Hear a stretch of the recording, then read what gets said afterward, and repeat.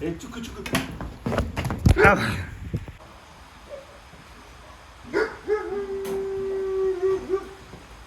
снимание, да, скажи? На снимание.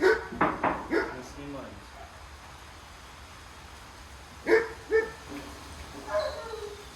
Дорогие друзья, всех приветствую.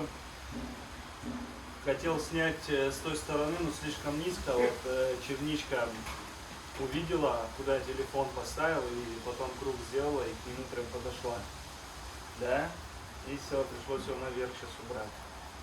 Черничечка. Вот она воскушенная, так скучает за мной постоянно. Так рада видеть. Не она одна единственная, кто вот ко мне так расположен. Лояльная более относится это Фурия, а тело нет, нет, нет, нет, нет.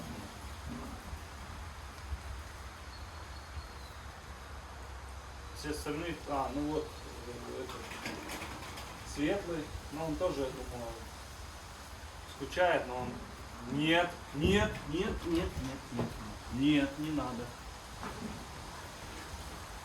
Ну что? Разговариваешь? Ага. Разговариваешь? Ах ты какой красавица. Очень много комментариев было под прошлым видео. Якобы я очень жестко играюсь с волчатами.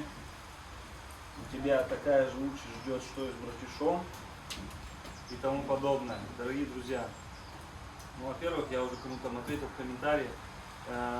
Мы игрались примерно час 20. Из этих час 20 я только вырезал 3 минуты. Так, по определенным причинам. Смотрите, что делает. И не дает. Видите, не дает. В карман лезет. Нет, я не хочу, чтобы она ко мне в карман лезла, да? Не хочу. Я тоже личность, я тоже должен отстаивать свои права с волками. По поводу того, что жесткое обращение какое-то, вы мне скажите, у кого-нибудь хоть был волк из вас? Вот у кого-нибудь из вас волк был? Вот если был, и вы его там, не знаю, хотя бы до 5-6 лет он у вас вырос, тогда можете говорить про какое-то жесткое обращение или еще что-то. В принципе, у каждого человека, кто общается с волками, у него свое общение. У меня вот такое общение, я посчитал нужным сделать так.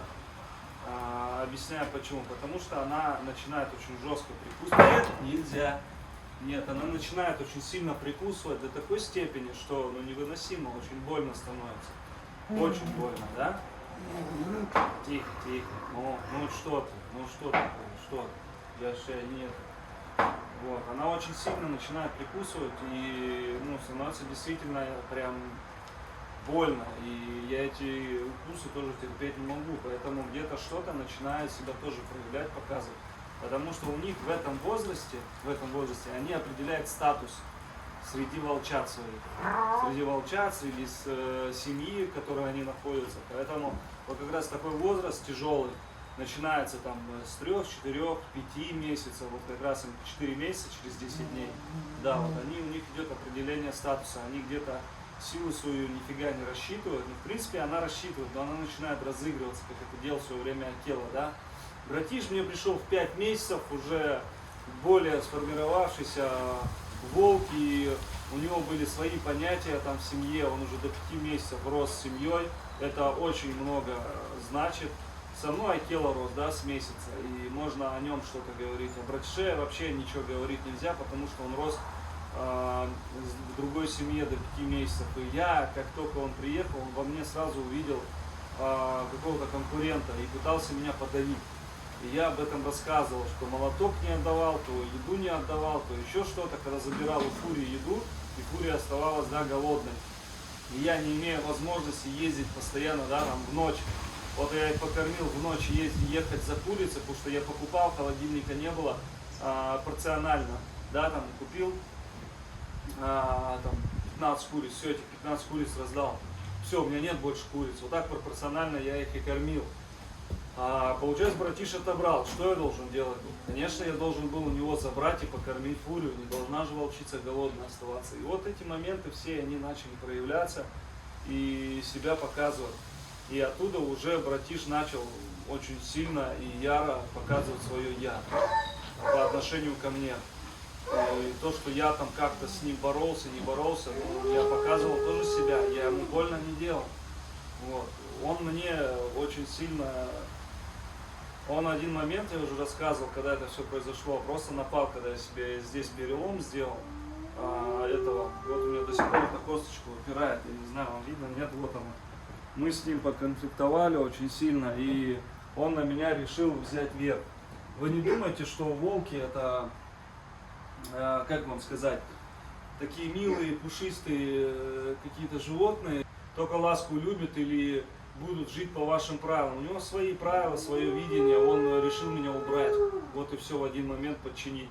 Я не подчинился ему, и вот началась у нас война конкретно. И сейчас он каждый раз хочет меня подчинить к себе. Потому что он кобель. С черничкой, я думаю, у нас никаких проблем не будет, дай бог.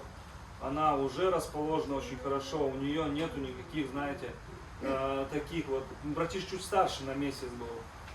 Нету у нее предрасположений таких, что она как-то будет. Она, да, порыкивает, где-то отстаивает свое, но все же она старается где-то мне уступить, где-то я ей уступаю, когда понимаю. У нас взаимосвязь такая с ней хорошая.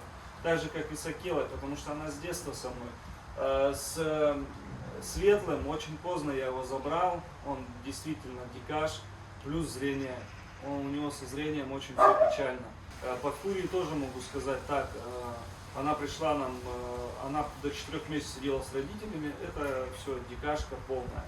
Это настоящий волк, который дикий. Хоть там с лесу, хоть там с зоопарка, если она с родителями прожила 4 месяца, это дикий волк, его уже никак не приручить. Какие-то моменты, то, что вы видите, она там может подходить или еще что-то, это все такое дело, знаете, очень опасное. И я постоянно, кто так делает, говорю всегда аккуратнее, там, жене или еще люди, которые есть, фурии вот так вот, потому что она может просто затащить и переживать ваши пальцы через эту сетку, и все, и будет праздник у всех. Вот. Ну, я просто знаю, что волки могут сделать, что они делают. Я видел, что они делают, как они дробят кости, как они затаскивают через вольер. У нас тоже много случаев было. Случаев не только здесь было. Я видел видео разные. Я видел, что может вот такая волчица 4-месячная сотворить. У нас был в Москве случай, я не помню, рассказывал, нет. Вот такая же волчица черная. Ей было 4 месяца. Человек попытался курицу отобрать. И там настолько рваные раны были, откусанные прям кожа. Куски мяса, точнее, куски мяса, оторванные от тела. Представляете, там просто ужас. Если я найду, я вставлю сюда.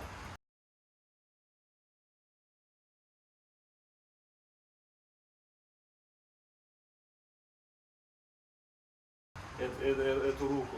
Она действительно пострадала очень сильно от вот такого возраста волчицы. Она уже может урон нанести, да, она может раздробить пальцы, она может оторвать кусок от вас мяса, да, иди сюда, да, ты от меня оторвешь кусок мяса.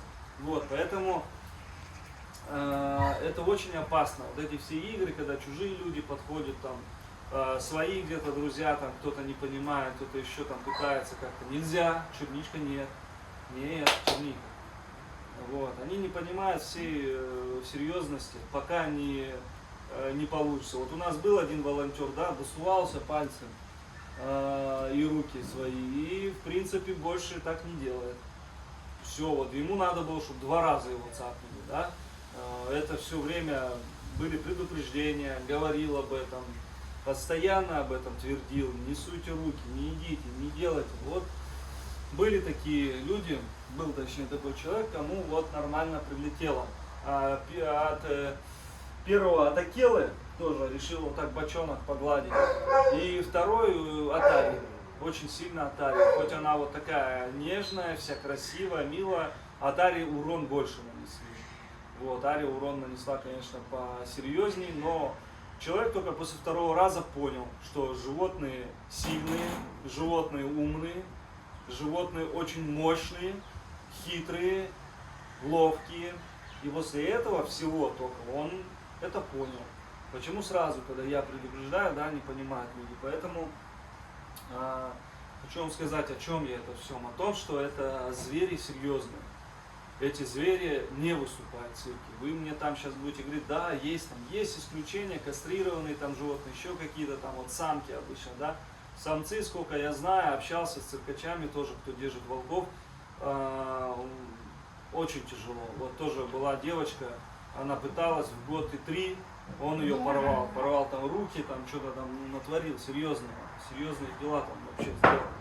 Хотя это он сделал так, не сильно, я скажу, он так показал, что все, типа, хорош. Насчет того, что плюс еще, почему не выступать в цирке. Я с Запашными общался, Слава Запашный, он мне сказал, что с ними очень тяжело. Это раз, два, нету смысла, потому что они летом, у них линька идет большой период, и они очень выглядят, ну, как сказать, страшновато. Вот в основном, да, серые волки страшновато. Ну, там и канадцы есть какие-то помеси. Они выглядят не презентабельно. Вот как я и говорил, что летом у них вида нет. Вот только зимой. А цирк же круглый год, поэтому, в общем, и не работают особо с волками. А. Животные тяжелые. Б. Вид непрезентабельный. 3, 4, там, 5 месяцев может быть. Вот, поэтому такие дела. Еще раз хочу повторить, что звери это серьезные, и, пожалуйста, не надо там мне учить меня, говорить там, показывать пример других. Я всех, кого показываете, всех лично знаю. Когда я с волками занимался уже, с волком Акелой, эти все люди писали мне, узнавали, кто я, что я, как, какие-то советы тоже спрашивали, да, вот кого вы видите там на просторах интернета.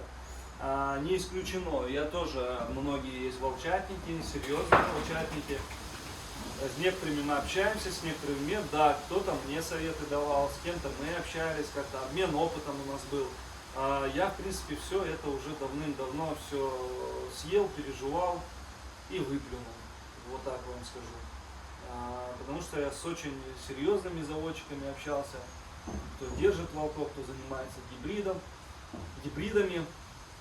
И, в принципе, когда мне что-то начинает говорить, советы, там, мне становится очень смешно, потому что я понимаю, что вы даже не представляете, что такое волк, как с ним бороться, как с ним себя вести, какое поведение. Вот поэтому, братиш, да, он так себя ведет. Не потому, что кто-то там плохой, кто-то хороший.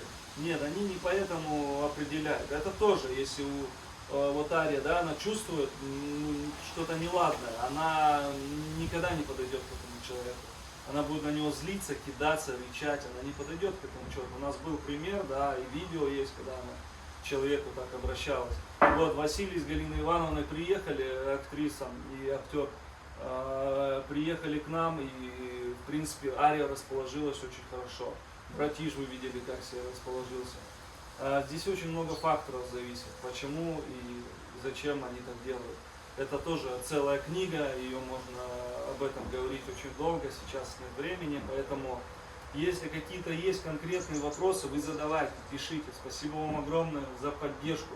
Конечно, оскорблений терпеть не стану, я просто буду отправлять в бан.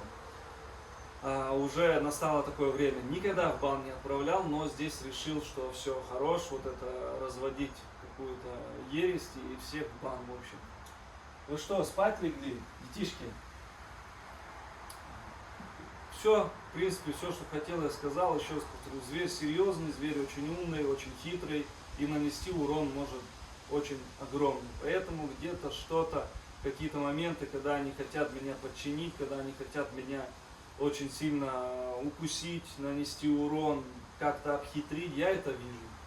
Я это вижу и поступаю так, чтобы они этого не сделали. Вот и все. В принципе, все. Спасибо за внимание. Залез к ним в логово. Не знаю, видно вам, нет. Наверное, вот так вот сделать, чтобы вот так вот, да. Залез к ним в логово. Смотрите, светлый сидит. Вот здесь черничка защищает свои кости. Прыгают. Ладно, я его глажу. Здесь он никуда не денется у нас. Не знаю, видно вам, нет? Светлый. Здоровый какой растет. Вообще лапы, это вообще что-то. Полярник. Это мощь и сила. Да, был бы ты ручной, конечно, как черничка. Было бы классно. И, кстати, я говорил уже про братиша, что неоднократно, что такие волки, как братиш, они самые опасные, потому что они не боятся человека. Вот и все. Он в один момент может ластиться, да, даже к чужому, и тут же в глотку вцепиться. Это вообще очень просто для волка. Так что, я думаю, все ваши там мифы, которые вы там пишете, хотите как-то задеть, укусить меня, они все растворятся. Пишите, задавайте вопросы. Буду по возможности отвечать. Кстати, подписывайтесь на Яндекс.Дзен, там нам дали уже верификацию. Также подписывайтесь на Arctic Park Дзен и на все телеграм-каналы. Все это ссылки в описании. Поддержите наш проект, наш канал. Буду всем благодарен. Спасибо всем большое.